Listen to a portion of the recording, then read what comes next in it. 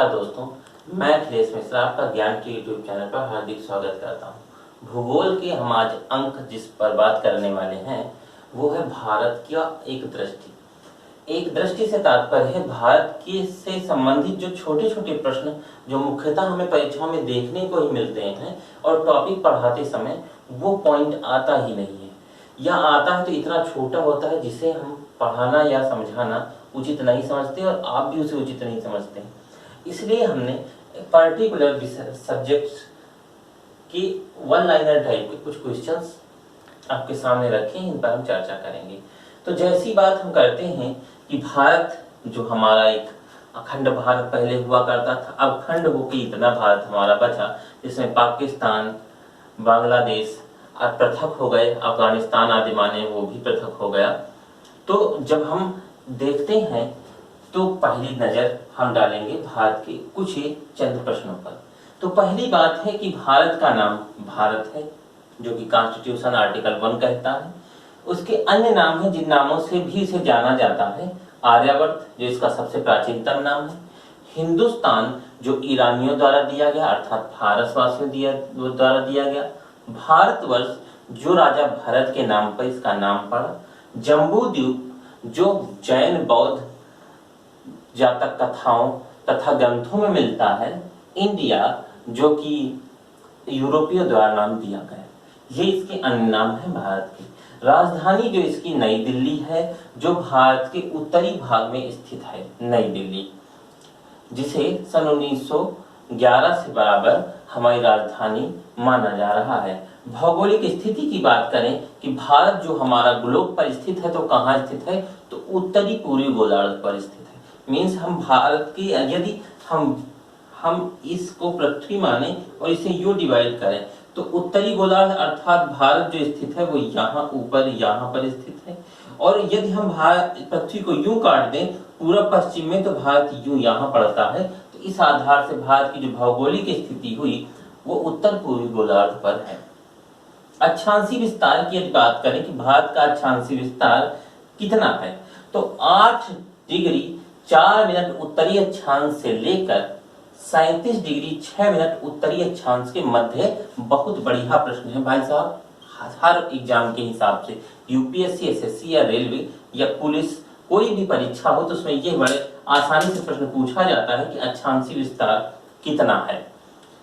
दूसरा है पूछा जाएगा ना, अक्षांशीय भारत का अक्षांशीय विस्तार निम्न में से किसके मध्य है या निम्न में से कितना है, तो 8 डिग्री 4 मिनट उत्तरी अक्षांश से 37 डिग्री 6 मिनट उत्तरी अक्षांश के बीच भारत का अक्षांशीय विस्तार है। यदि हम देशांतरी विस्तार की बात करें भारत की, तो 68 डिग्री 7 मिनट पूर्वी देशांतर से लेकर के 97 डिग्री 25 मिनट पूर्वी देशांतर के मध्य भारत की स्थिति जो देशांतरी है वो होती है।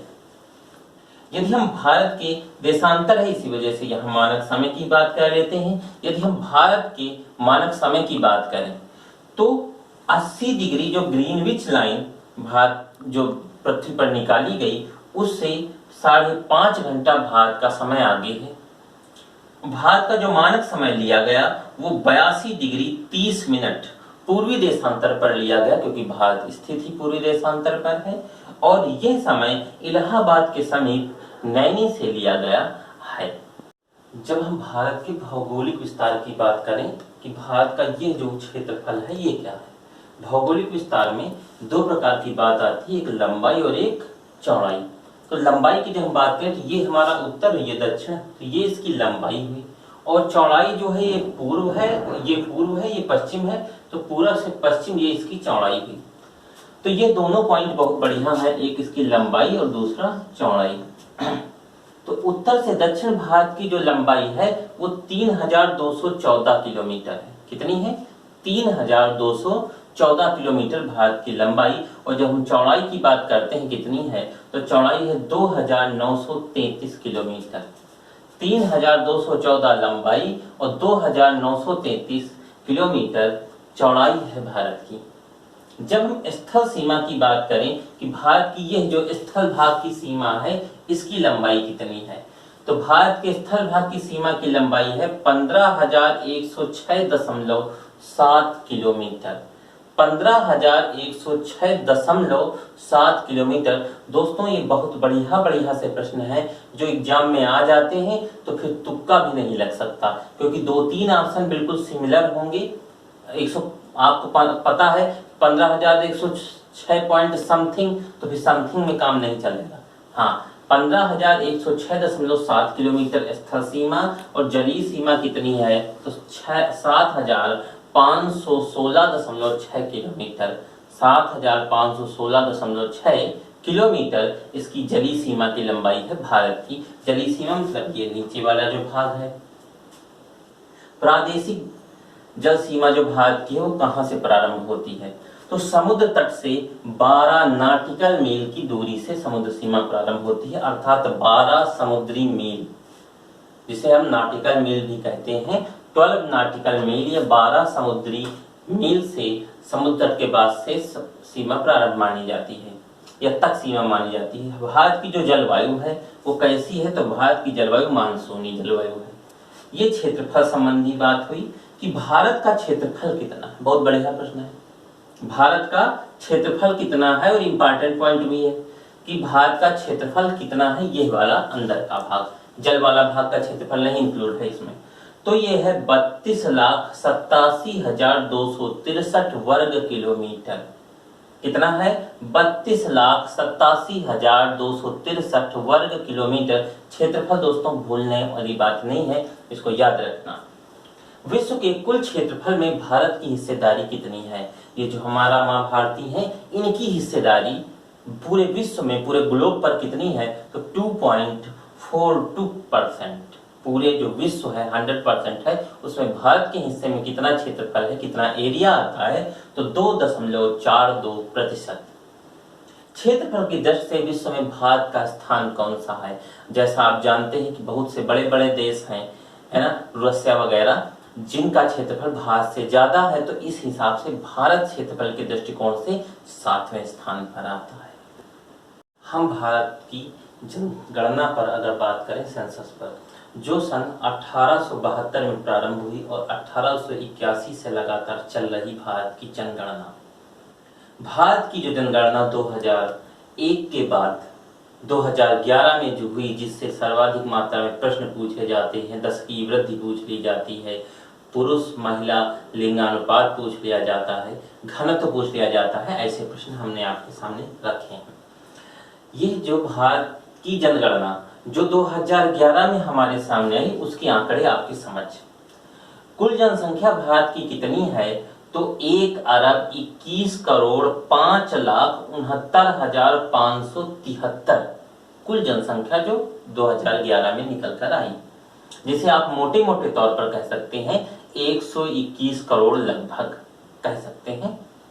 विश्व की कुल जनसंख्या की जो भारत का हिस्सेदारी है वो 17.5% के आसपास पहुंचती है, जाकर के 17.5% हम हैं 2011 की जनगणना के अनुसार। और ऊपर वाला तो हमारे ऊपर मेहरबान है, अब तो हम 135 करोड़ प्लस में चल रहे हैं और सन 2035 तक हम चीन को पीछे कर आगे हो जाएंगे।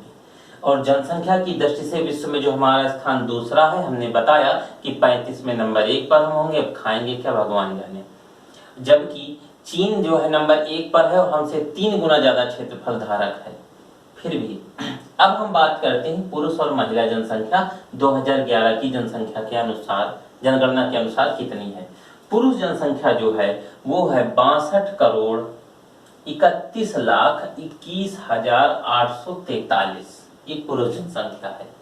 जब महिला जनसंख्या पर आते हैं तो महिला जनसंख्या है 58,74,47,730, ये महिला जनसंख्या है। ग्रामीण जनसंख्या की बात करें तो ग्रामीण जनसंख्या है 83.34 करोड़, जो कि कुल हमारी जनसंख्या का 68.8% के लगभग बनती है जाके।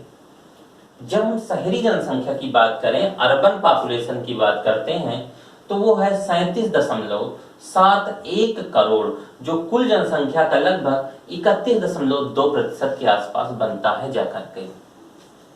तो ये हमारी ग्रामीण और शहरी जनसंख्या हुई। 10 की वृद्धि की बात करें, जो एक महत्वपूर्ण बिंदु है, 10 की वृद्धि हमारी कितनी रही 2001 से 11 के मध्य, 2001 से 2011 के मध्य जो 10 की वृद्धि है वो 17.7% है। कितनी है? 17.7% 10 की वृद्धि है। लिंगानुपात कितना है? बहुत बढ़िया प्रश्न है। लिंगानुपात कितना है? तो 943 पुरुष 943 प्रति 1000 पुरुषों पर, मतलब 943 बच्चियां जन्म लेती हैं 1000 बालकों पर। जनसंख्या घनत्व कितना है? तो 382 व्यक्ति प्रति वर्ग किलोमीटर, मतलब 1/1 वर्ग किलोमीटर का एक चौकोर एक क्षेत्रफल बनाए तो उसमें 382 लोग निवास करते हैं। कि जनसंख्या के बाद बात आती है भारत की साक्षरता दर की, कि भारत की साक्षरता दर क्या है, कैसी है और किस प्रकार की है। तो भारत की जो कुल साक्षरता दर है वो 73% है, मतलब 100 में से 73% कैंडिडेट जो है हमारे यहाँ के वो साक्षर है, मीन्स पढ़े लिखे हैं, एलिजिबल हैं। इनमें से पुरुष साक्षरता कितनी है? तो 80.9% मीन्स 80.9% है। महिला साक्षरता दर कितनी है? तो 64.6% है, मतलब 64.6% है।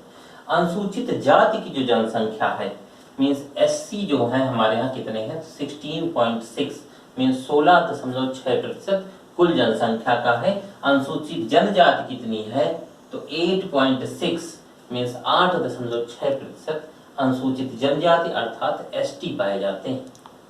जब राज्यों की बात करें तो राज्यों की संख्या हमारी कितनी है? इंपॉर्टेंट पॉइंट है। राज्य हमारे पास कितने हैं? 29। और केंद्र शासित प्रदेश अर्थात यूटीज की संख्या कितनी है? तो 9। 29 हमारे पास स्टेट है ऐसे ही, और हमारे पास यूटीज जो है वो कितने हैं? 9। हमारे देश की जो ज्योमेट्रिकल आर्ट है, मतलब जो इसकी ज्यामितीय आकार है वो कैसा है? तो चतुष्कोणीय है, मीन्स 4 कोण है इसके, चतुष्कोणीय है। पर्वतीय क्षेत्र का विस्तार, ये हमारे जो नीचे के पॉइंट लिखे हैं ये 4 के चारों महत्वपूर्ण है परीक्षागत दृष्टिकोण से, चाहे यूपीएससी हो, एसएससी हो, रेलवे हो या राज्य के किसी परीक्षा हो, बहुत महत्वपूर्ण है। पर्वतीय क्षेत्र भारत में कितने प्रतिशत पर है? पहाड़ी कितने प्रतिशत पर है? मैदानी कितने प्रतिशत पर है? और पठारी कितने प्रतिशत भूभाग पर है?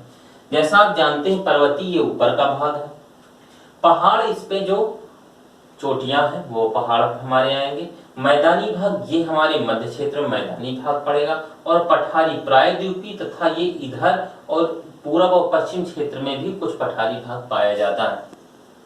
पर्वतीय कितना है? पर्वतीय 10.7% भाग पर्वतीय है। पहाड़ी कितना है? तो 18.6% भाग हमारा पहाड़ी है। मैदानी कितना है? तो 43 अर्थात 43% है। पठारी क्षेत्रफल कितना है? तो 27.7% है। बात करते हैं भारत की और आगे की राष्ट्रीय बातों पर। कर्क रेखा पर स्थित भारत की कितने राज्य हैं, कौन कौन से राष्ट्रीय वस्तुएं, क्या कौन कौन सी चीजें हैं, हम उन पर बात करेंगे और प्रकाश डालेंगे। हम देखेंगे कि कर्क रेखा पर स्थित राज्य कितने हैं। कर्क रेखा जो भारत की कुछ इस हिस्से से यूं निकलती हुई ऐसे चली गई है, इस पर भारत के 8 राज्य स्थित हैं। कितने हैं? 8 राज्य जो भारत के कुछ मध्य भाग के पास से निकली है, 8 राज्य हैं। ये 8 राज्य कौन कौन से हैं? तो देखेंगे पश्चिम से पूर्व की ओर हमने लिखा है, तो पहला राज्य जहां से इंटर करती है गुजरात, राजस्थान, मध्य प्रदेश, छत्तीसगढ़, झारखंड, पश्चिम बंगाल, त्रिपुरा और मिजोरम, ये हमारे राज्य पड़ते हैं। कौन कौन से? गुजरात, राजस्थान, मध्य प्रदेश, छत्तीसगढ़, झारखंड, पश्चिम बंगाल, त्रिपुरा और मिजोरम, ये 8 राज्यों पर से होकर के हमारी कर्क रेखा गुजरती है भारत से। अंतरराष्ट्रीय सीमा वाले जो राज्य हैं जिनकी संख्या कितनी है, इंपॉर्टेंट पॉइंट है दोस्तों, 17। कितनी है? 17। तेल शोधनशालाओं की संख्या इसी बार पूछी जा चुकी है, कितने हैं? 22 तेल शोधनशालाओं की संख्या है। राष्ट्रीय राजमार्गों की संख्या कितनी है? ये भी इस बार ही पूछा जा चुका क्वेश्चन है, कितने हैं? 266 है क्वेश्चन, ये मतलब है राजमार्गों की संख्या। बड़ी बंदरगाह कितने हैं? पुलिस में पूछा गया है, कितने हैं? 13। बड़े बंदरगाहों की संख्या कितनी है? 13। बंदरगाह का मतलब होता है सी पोर्ट, जो यहाँ पर बने होते हैं, जैसे विशाखापत्तनम, चेन्नई, मुंबई, मार्मगोआ, कोच्चि, ये जो समुद्री भाग का सामान ढुलाई करने वाले पोर्ट होते हैं। अब हमारे पास कुछ राष्ट्रीय चीजें हैं, आपको पता होंगी और ना पता हो तो जरूर जान लें और दूसरों को शेयर जरूर करें ताकि अन्य लोग भी ये बात जान लें भारत की जो हमारी अस्मिता है उसके विषय में। तो पहला है राष्ट्रीय पशु कौन है हमारा, तो बाघ है राष्ट्रीय पशु। दूसरा है राष्ट्रीय विरासत पशु कौन है, तो हाथी है। राष्ट्रीय पक्षी हमने किसे बनाया है, तो मोर को बनाया है। राष्ट्रीय पुष्प कौन है, तो कमल है। राष्ट्रीय वृक्ष हमारा बरगद है। राष्ट्रीय वाक्य हमारा सत्यमेव जयते है, जिसे हमने मुंडकोपनिषद से धारण कर रखा है। राष्ट्रीय नदी हमारी गंगा है, जो उत्तराखंड से निकलकर और पश्चिम बंगाल तक बहती हुई डेल्टा निर्माण करती है। राष्ट्रीय जलीय जीव हमने किसे बनाया है, तो डॉल्फिन को बना रखा है। इधर देखेंगे राष्ट्रीय चिन्ह हमारा क्या है, तो अशोक का स्तंभ है। राष्ट्रीय गान हमारा जनगण मन है, जिसे रविन्द्रनाथ टैगोर जी ने लिखा है, गुरुदेव के उपनाम से जाने जाते हैं। राष्ट्रीय गीत के इसके द्वारा लिखा गया तो ये बंकिम चंद्र चट्टोपाध्याय या बंकिम चंद्र चटर्जी द्वारा लिखा गया है। राष्ट्रीय भाषा हमारी हिंदी है और इसकी लिपि जो है, राष्ट्रीय लिपि हमारी वो देवनागरी है। हिंदी की जो स्क्रिप्ट है वो देवनागरी है और हिंदी के अलावा मराठी एक ऐसी भाषा है जिसकी भी लिपि देवनागरी है। राष्ट्रीय ध्वज हमारा तिरंगा है, ट्राई कलर, जो हमें अपने जान से ज्यादा प्यारा है। ठीक है दोस्तों, थैंक्स।